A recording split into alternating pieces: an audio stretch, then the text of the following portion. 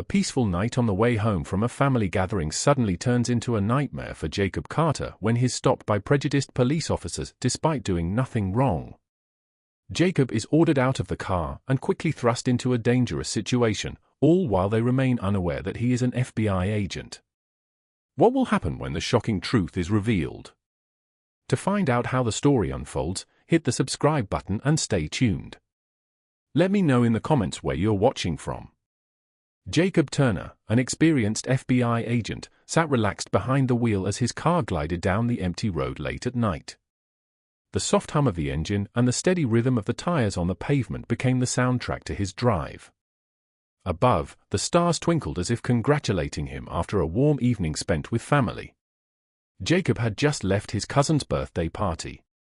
It was a small, simple gathering with his loved ones, making him feel a deep sense of happiness. From the laughter, good food, and the warmth of family time seemed to slow down, allowing Jacob to relax and forget the daily pressures of his work. These moments reminded him that, after all, he was still a man who loved his family and cherished every peaceful second. Jacob glanced down at the dashboard, 11:47 p.m. He was just a few miles from home. All he wanted now was to get home, take off the formal suit he had worn all day, and sink into his soft couch.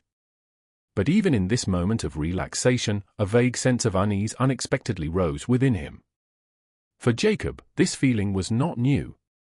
As a black man, even being an FBI agent hadn't shielded him from experiences of discrimination. Past experiences had taught him that the badge didn't always protect him from the ingrained prejudices of society. Sometimes, in the eyes of certain people, especially officers with a bias, he wasn't seen as a law enforcement official to be respected but as a suspicious black man. Jacob sighed, shaking his head slightly to push the negative thoughts away. He didn't want to think about it, not now. However, a small voice in his mind kept reminding him, one wrong encounter with a stranger at night can change everything. He knew this bitter truth all too well. The justice system he served had also been the same place where he'd encountered injustice. Jacob had been pulled over more times than he could remember, and each time, his hope for fairness faded a little more. The yellow streetlights cast a soft glow on Jacob's calm face as he drove through a quiet neighborhood, the houses lying still in the shadows. Suddenly, that uneasy feeling intensified as if warning him of something to come. And before long, the flashing red and blue lights of a police car appeared behind him, shattering the quiet night.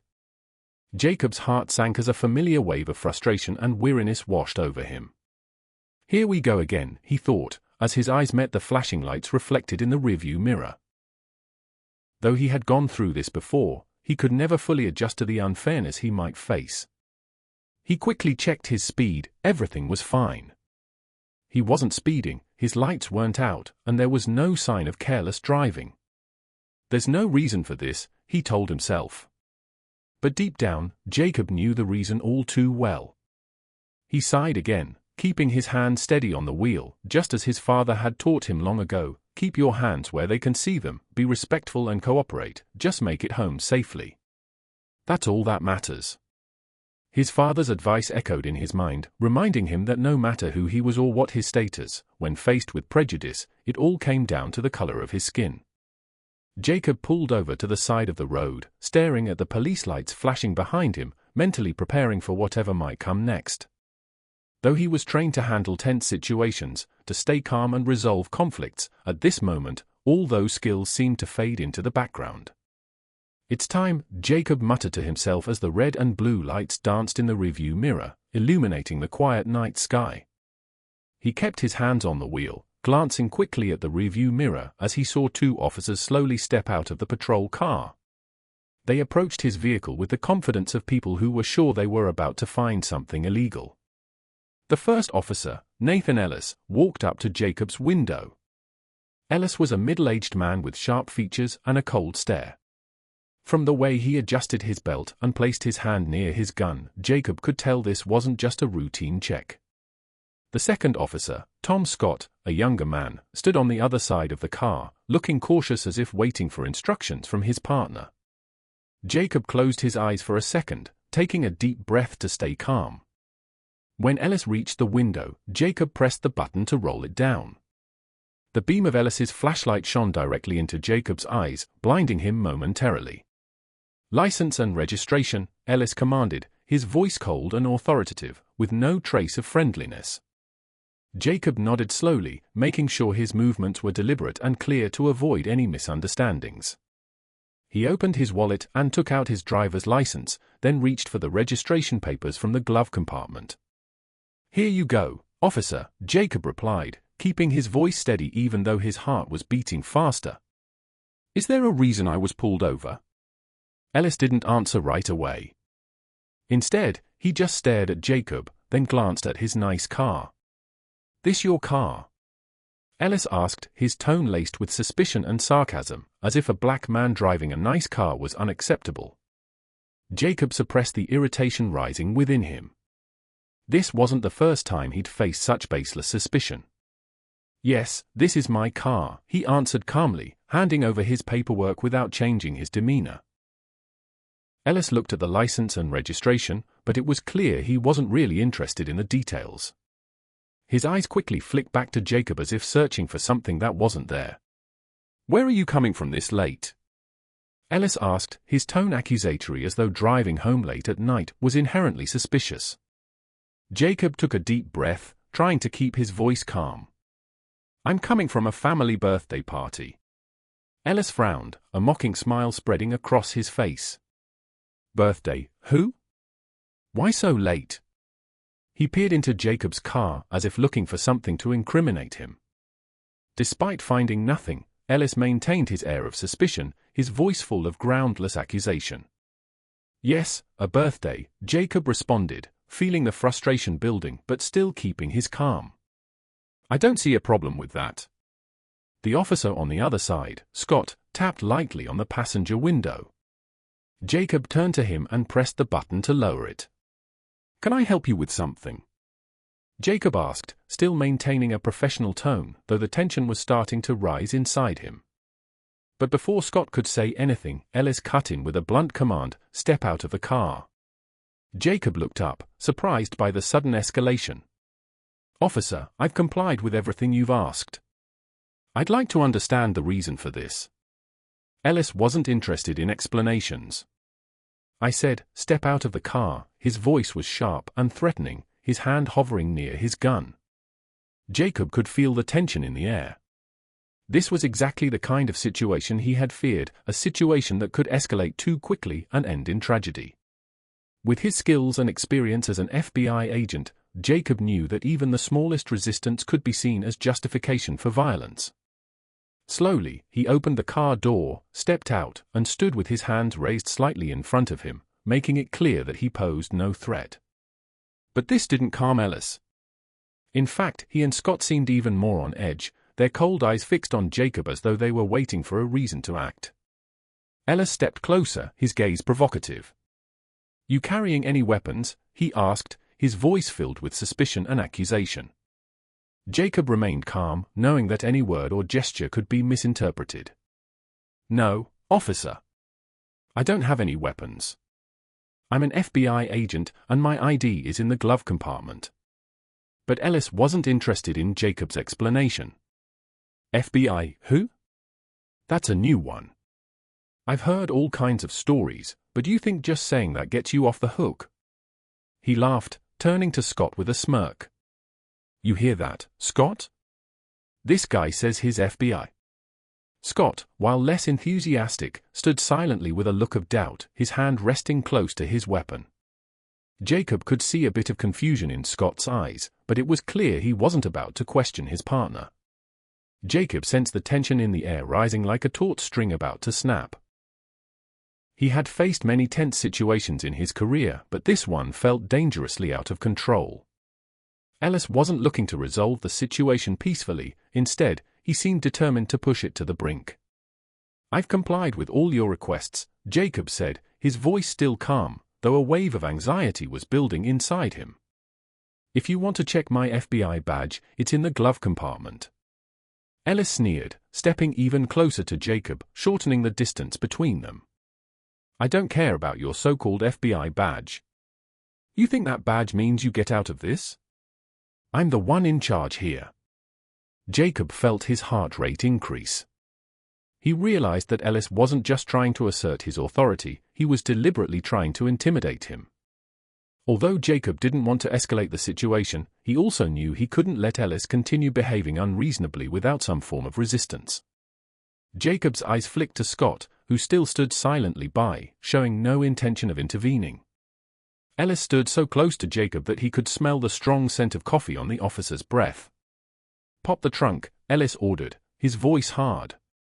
"I want to see what you're hiding in there." Jacob frowned. "Officer, I don't think that's necessary. There's nothing illegal in my car." But before Jacob could finish his sentence, Ellis suddenly grabbed his arm and shoved him against the car, slamming his body into the edge of the vehicle. His shirt was pulled tight and ripped open at the shoulder, exposing his bare chest. Jacob felt a sharp pain from the impact, but he didn't dare resist forcefully. He knew all too well that any resistance could lead to something far worse. "Trying to be smart, who? Or you think I don't have the right to search this car?" Ellis shouted, his voice sharp, clearly losing control. Scott stood off to the side, eyes filled with confusion. He wasn't participating in the violence, but he also wasn't stopping it, as though he feared Ellis more than the situation unfolding before him. Scott's silence only made the situation more tense. Jacob understood that this silence was part of the problem. Scott wasn't stopping it, allowing the situation to spiral out of control simply because he was too afraid to challenge his colleague. Jacob tried to remain calm, breathing deeply but steadily. "I'm not resisting. I just want everything to go by the book," he said, his voice low but firm. However, Ellis wasn't listening. He turned back to Jacob's car and started rummaging through it. The feeling of helplessness overwhelmed Jacob as he watched. Even though he knew he hadn't done anything wrong, the threat of violence and abuse of power loomed over him, leaving him no way out.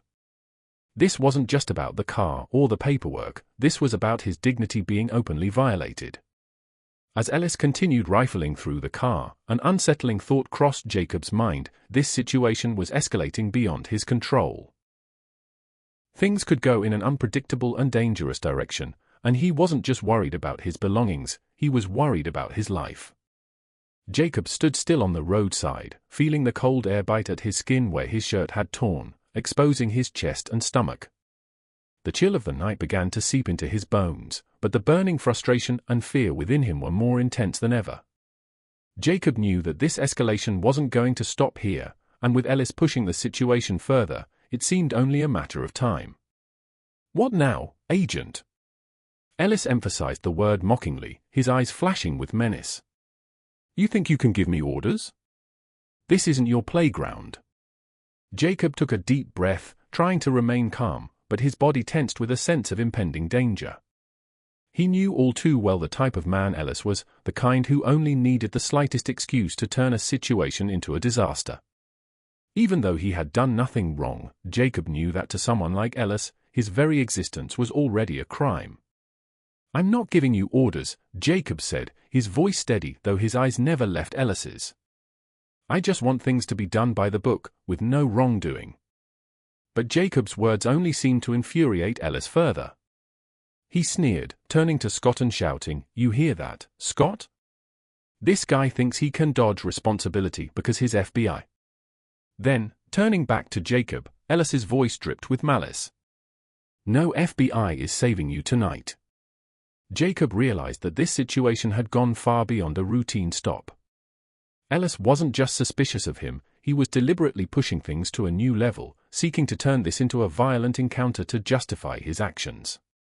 Ellis stepped closer, just a few feet away from Jacob now, making the tension between them even more palpable. "I gave you a chance to prove yourself, but now it's over," Ellis said, his hand hovering near his gun as though preparing for a confrontation. "I'm going to find out the truth myself." Jacob knew this situation was teetering on the edge of something dangerous. He had been in many tense situations throughout his career, but never had it been with a police officer in control. He decided not to respond to Ellis's provocation, knowing that any reaction could lead to disaster. Scott, standing nearby, finally spoke up, but his voice was weak and almost lost in the cold air. "Dan, that's enough. He's complied with everything. We haven't found anything. Let's check his badge and let him go. But Ellis ignored him. Shut up, Scott, he snapped. You're not in charge here. Ellis's eyes flashed with anger as he glared at Scott, as if his colleague's attempt to intervene was a personal betrayal. Scott lowered his head, avoiding Ellis's gaze. He clearly didn't want to challenge his partner, but Jacob could see the inner struggle in his eyes. Scott knew that what was happening was wrong, but the fear of Ellis's authority kept him trapped in silence. Ellis turned back to Jacob, his eyes full of threat. Step behind the car, he ordered, his voice brimming with authority. I'm going to search you from head to toe to see what you're hiding. Jacob hesitated for a moment. He knew that any resistance could make things worse, but standing on the side of the road, shirt torn, and being body searched in the middle of the night felt like the ultimate insult.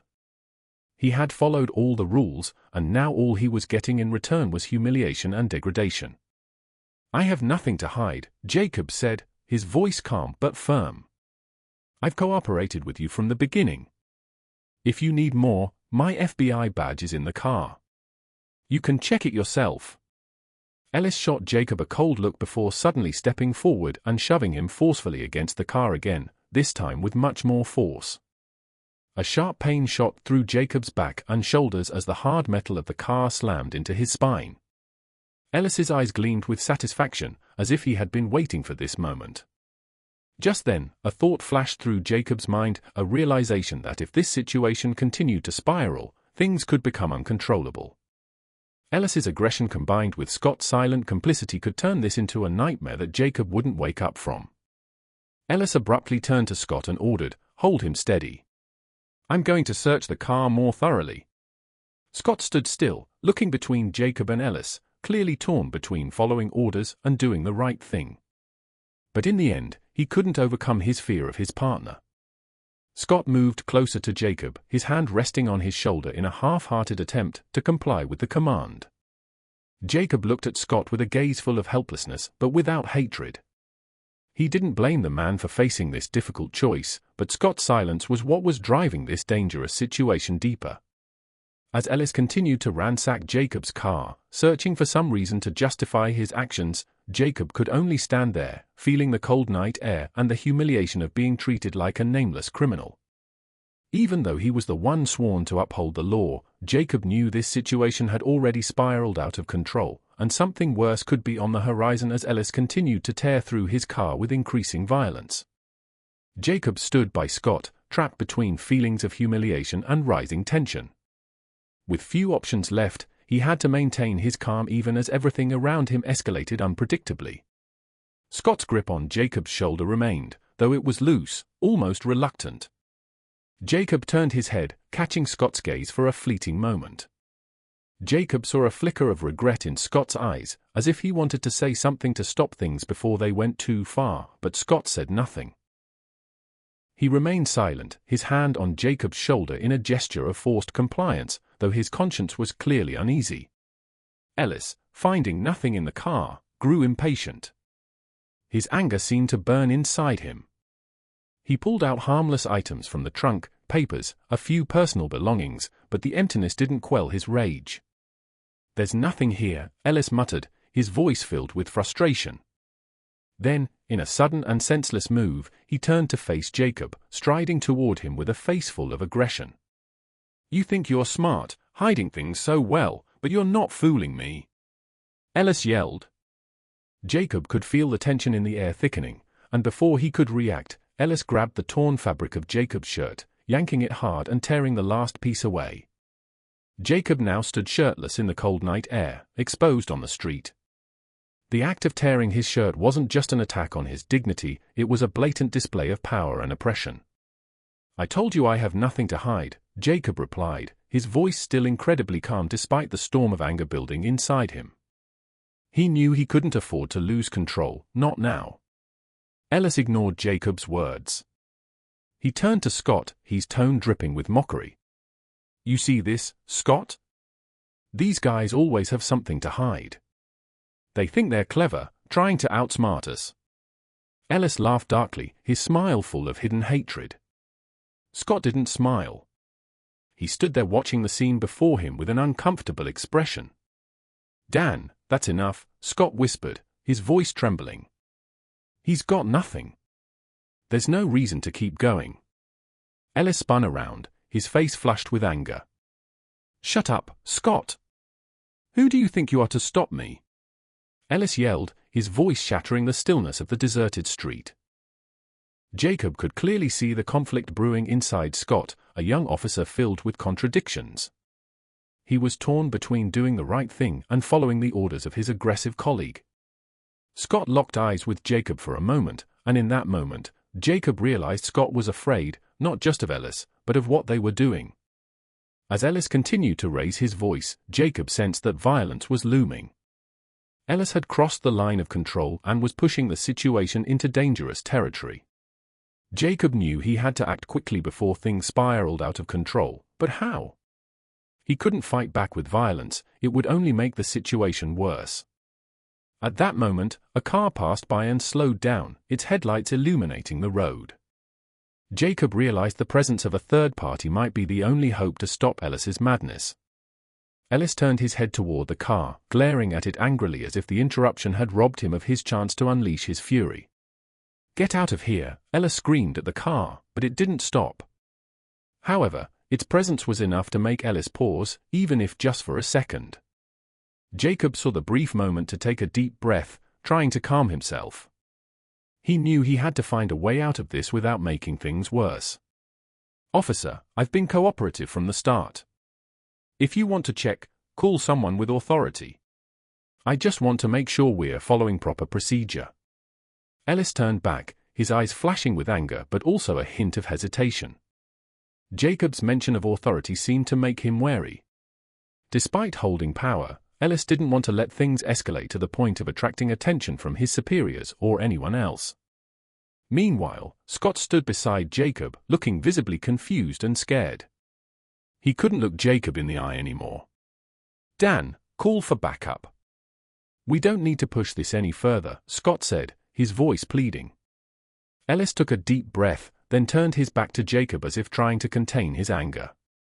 He stood still for a moment, fist clenched, then growled at Scott, "Fine. Call them." Scott quickly pulled out his phone and called for backup from the station. Meanwhile, Jacob remained still, feeling the tension ease slightly, but he knew it wasn't over. To Ellis, this power struggle was never just about this moment. After turning his back on Jacob, Ellis took a few steps to calm down, but the anger still burned in his eyes. He wasn't one to easily give up when he felt his authority was being challenged. Scott's hesitation only fueled his rage further, as if his colleague's quiet resistance was shaking his control. "Fine. Let's see who comes to settle this," Ellis said, his voice dripping with contempt.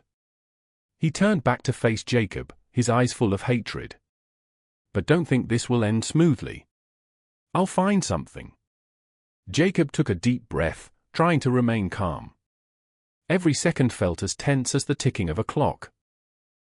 He knew the backup might take a few minutes to arrive, but with Ellis, a single moment of lost control could turn everything into a disaster.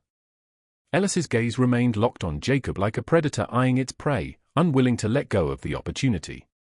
Ellis approached Jacob again, this time not tearing his clothes or shoving him, but staring straight into his eyes, his gaze filled with years of pent-up rage.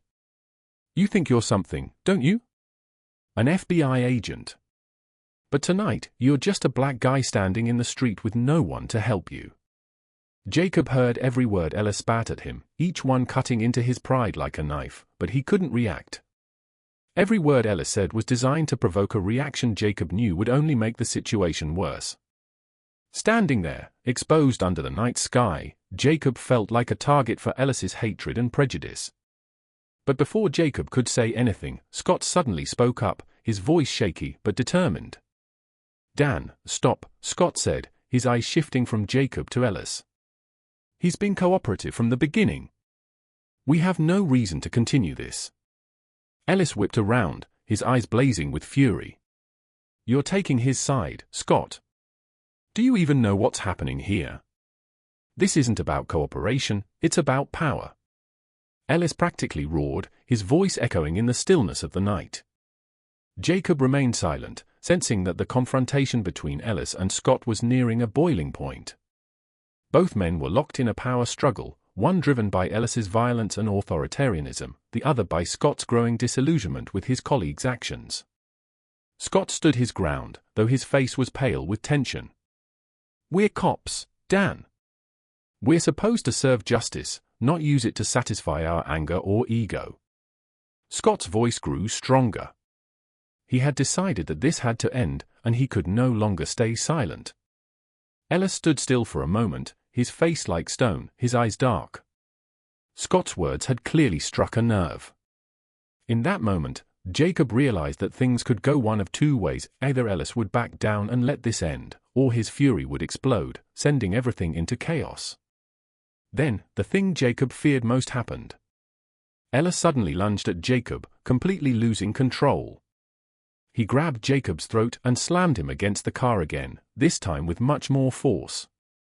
Jacob felt pain shoot through his body as his back hit the metal, the sound of the impact ringing in the air, and the faint scent of blood filled his nose. Scott screamed, "Stop, Dan! You've gone too far." But Ellis didn't hear him anymore. He was lost in his rage, intent on punishing Jacob for no clear reason. Ellis's eyes were wild, and all his strength was focused on overpowering Jacob. Jacob felt his body weakening, but he couldn't let himself give in. Though he refused to fight back physically, he used every ounce of strength left to stay balanced, not letting Ellis completely dominate him. In the distance, the sound of police sirens grew louder, signaling that help was on the way. But would it arrive in time to prevent a catastrophe? Jacob wasn't sure. Ellis's anger had crossed every boundary, and he seemed determined not to stop until Jacob was completely defeated physically and mentally. Scott, no longer able to hold back, shoved Ellis off. "Jacob, you have to stop. You're going to kill him," Scott yelled, his voice a mix of fear and regret. Ellis froze, breathing heavily, his bloodshot eyes glaring at Scott. The two stood facing each other, and for a brief moment, no one knew what would happen next. Jacob gasped for air, trying to stand upright, knowing that the time to end this conflict was running out. The sirens continued to wail, getting closer. Ellis seemed to realize this too. He loosened his grip, looking around, then slowly backed away, as if struggling between continuing or stopping before the situation became irreversible. Even though Ellis stepped back, the tension in the air didn't ease. Jacob still felt the pain from the hard impact against the car, but now the physical pain seemed less significant compared to the overwhelming need to stay mentally strong. Despite being attacked, despite almost being crushed by Ellis's unjust power, Jacob knew he couldn't collapse now. The truth needed to come to light. "Dan, what are you doing?" Scott practically screamed, panic clear in his voice. He stepped forward, standing between Ellis and Jacob as if trying to prevent any further action from his colleague. Scott's eyes were filled with guilt and unease, and he glanced at Jacob with genuine concern. "We have to stop, Dan," Scott continued, his voice trembling as if he were walking on a thin wire. "We've gone too far." Ellis took a deep breath, his shoulders tense as if ready to explode. He was no longer the rational officer but a man driven by wounded pride and hatred. "Too far," Ellis spun on Scott, his eyes blazing. "Can't you see we're in control here? He's just a liar, and if you're not with me, you're no different from him." Scott flinched, stepping back a little under Ellis's fiery gaze. It was clear he had reached his limit, but the fear of Ellis still held him back from taking stronger action. In that moment, Jacob understood that everything now depended not on Ellis's decisions but on Scott's. His safety hinged on whether Scott would dare to stand up against this senseless violence or continue to submit to his colleague's authority. Jacob, struggling to breathe normally, looked directly into Scott's eyes. "Scott," he said, his voice calm but resolute, "you know this is wrong. You can stop this before it gets worse. I don't want anything more than to end this the right way." Scott looked at Jacob, the internal struggle evident in his eyes. Jacob's words seemed to awaken something in him. Scott took a deep breath, then turned to Ellis, his voice still shaking but now with a resolve that hadn't been there before. Dan, this has to stop. You can't keep doing this, Scott said, and this time his eyes didn't avoid Ellis's gaze.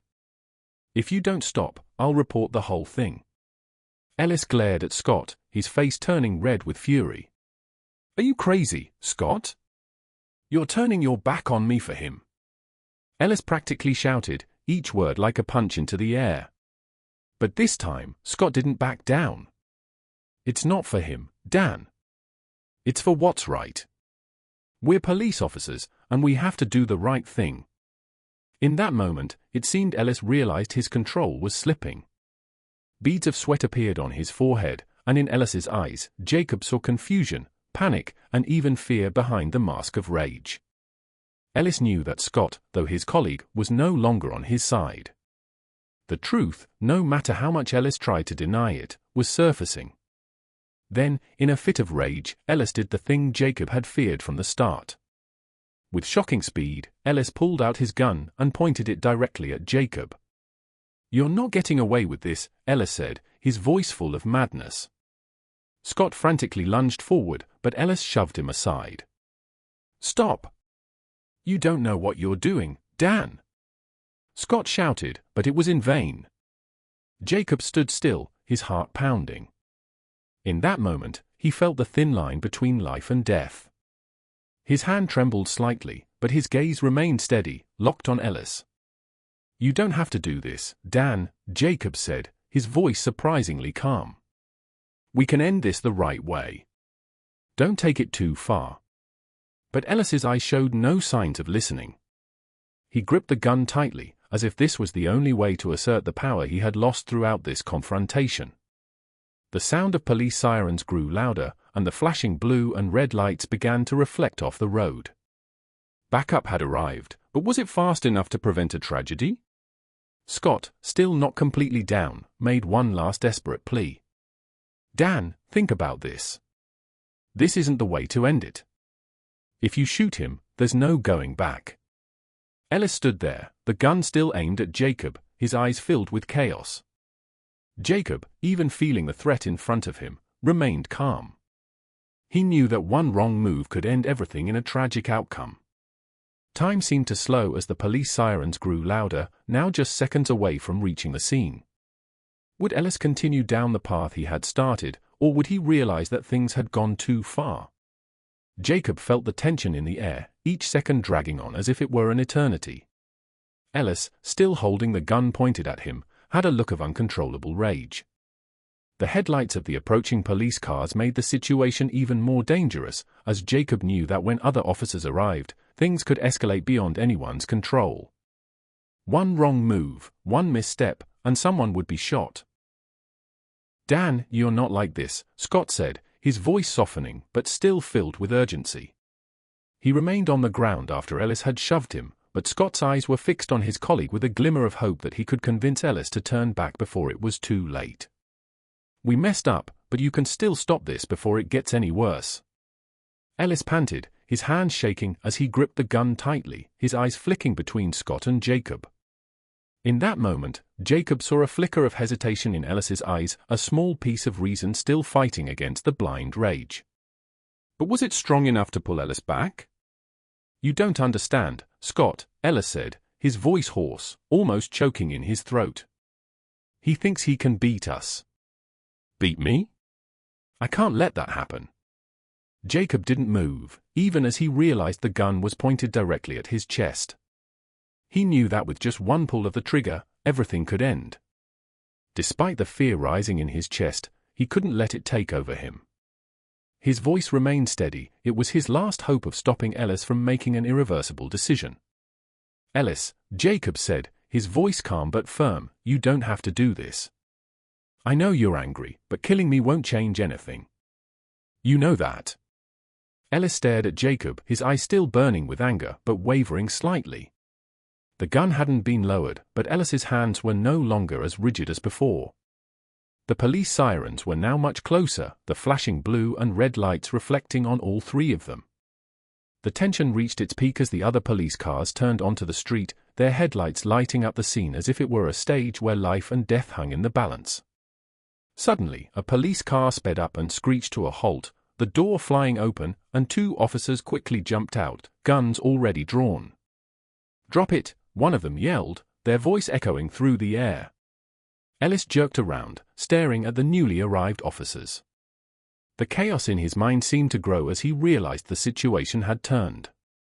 His eyes flicked between his colleagues and Jacob like a trapped animal, cornered with no idea what to do next. "Put the gun down, Ellis," one of the new officers shouted, his voice firm and commanding. "You're going too far. Don't do something stupid." Scott, still on the ground, tried to get up and approach Ellis. "Listen to them, Dan. Stop. We don't need to push this into a tragedy. Let's end it here." Ellis stood frozen, his eyes wide with turmoil. The gun in his hand was still raised, but it was clear that Ellis was caught between two impossible choices. The newly arrived officers held their position, their guns trained on Ellis, ready to act if he made any sudden move. In that moment, Jacob saw an opportunity. This could be the moment to end everything without anyone else getting hurt. He took a deep breath, his steady voice breaking the tense silence. "Ellis, just put the gun down. Everyone's watching. You don't have to keep going like this." Ellis stared at Jacob, his eyes empty as if he no longer understood the world around him. "You think you've won, don't you?" Ellis asked, his voice dripping with bitterness. But then, as if all the energy had been drained from him, Ellis let out a long, heavy sigh. The gun in his hand began to lower slowly. A collective sense of relief washed over the scene, but no one dared let their guard down. Ellis still held the gun, and with just one sudden move, things could turn catastrophic. The officers who had just arrived kept their guns aimed at him, but no one rushed in. Finally, Ellis dropped the gun to the ground. The cold sound of the weapon hitting the pavement echoed in the quiet. Everyone, including Jacob, breathed a sigh of relief. Ellis hung his head, his arms limp at his sides as if all his strength had left him. Scott quickly moved forward, handcuffing Ellis without saying a word. There were no more justifications, no more rage. Ellis, now only a defeated man, was taken away. Police officers moved in, pulling Ellis up and leading him toward the patrol car. While others began securing the scene, Jacob stood still, his legs feeling frozen, but inside him swirled a storm of emotions, relief, pain, and a simmering anger.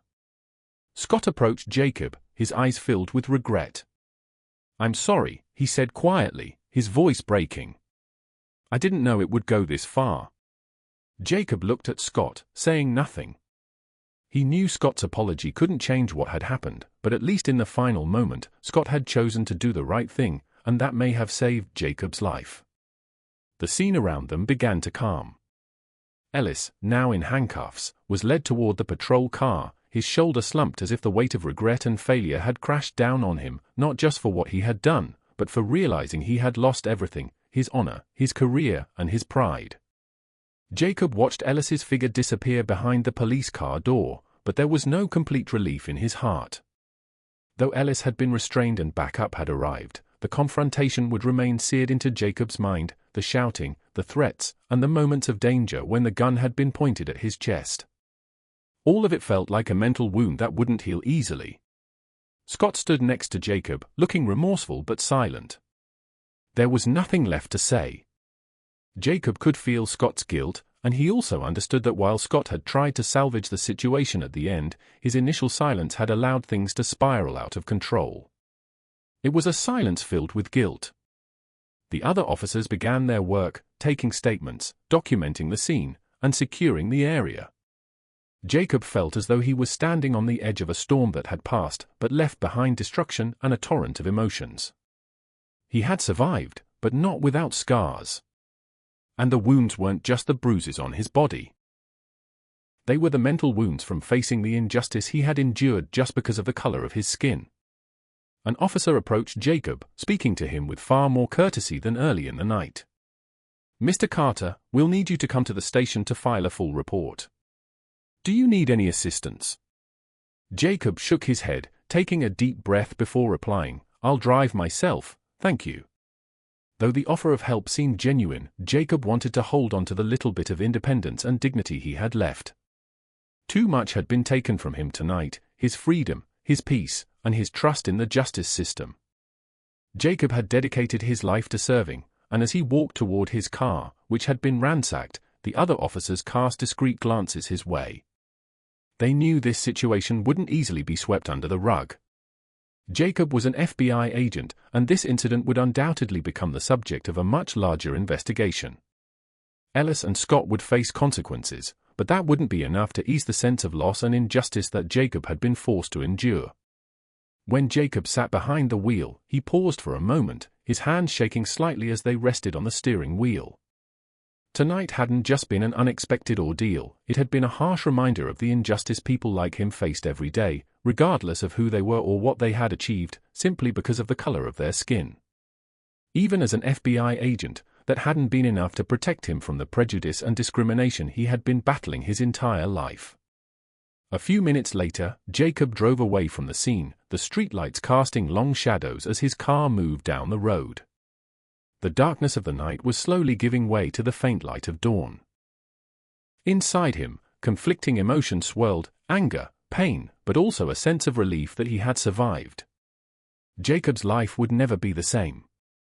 This confrontation would become a defining moment, a reminder that justice isn't always fair. But he also knew that this fight wasn't over. With the evidence in hand and the support of his colleagues in the FBI, he wouldn't let this incident be buried. Ellis would face justice, and the system he had dedicated his life to serving needed to be changed from within. As Jacob drove through the empty streets, he realized that he wasn't just a victim, he had become a symbol of resilience. This wasn't just his fight, it was the fight of millions of people who had been treated unfairly simply because of their skin color. Jacob Carter wouldn't stop until true justice was achieved. There was still work to be done, but tonight, despite the pain and the trauma, Jacob had reclaimed the most valuable thing: his right to live, to exist, and to fight for a fairer future. Jacob Carter's story is a powerful testament that no matter who you are, what you do, or what you've achieved, sometimes injustice finds its way into our lives. But the important thing is to never lose faith in justice and to keep fighting for what's right.